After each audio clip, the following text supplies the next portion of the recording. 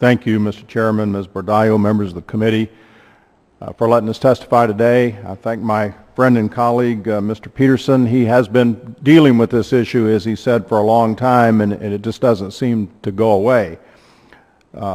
As pointed out, we have cormorants in some locations cause an enormous amount of damage. They destroy vegetation, they wipe out fish populations.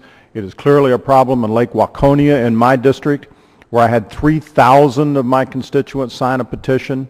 They believe that an entire generation of walleye have been wiped out in Lake Waconia. Some facilities are unusable because of the cormorants and what they do to the property and to the vegetation. As I looked into this, trying to figure out how we could solve the problem in Minnesota, I found out that this problem exists all over the country. Mr. Peterson indicated that if you've got a fish farm, for example, in Alabama, the cormorants can come in and essentially wipe out your crop because they concentrate in areas. So we've been trying to deal with this, as Colin said, for a number of years.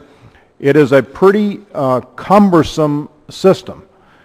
For example, right now, under the treaty and under the processes of the United States Fish and Wildlife Service has primary responsibility for cormorant management. When cormorants nest on private land, permits must be obtained from the Fish and Wildlife Service in consultation with the United States Department of Agriculture and Wildlife Services and the Department of Natural Resources or equivalent agency in the states. It takes a long time. These birds can move from spot to spot, and by the time you get a permit, they've moved on and they're doing damage someplace else. We just need to be more responsive. So we've put this legislation together with a lot of input from stakeholders. The idea is you must comply with the treaty, as Mr. Peterson said. States develop a management plan. They present it to the Secretary of Interior for approval. The Secretary must approve the plan as long as it is compliant with the treaty. And if they wait longer than 60 days to approve the plan, then it is automatically approved. We're trying to speed up this process, be responsive to the concerns of our constituents, let the population be managed more directly at the local level so you don't have those layers of red tape that you have to go through. I don't want to be critical of the U.S. Fish and Wildlife Service. They do grant permits, but it is just the process is slow and not responsive enough to meet the needs at the time.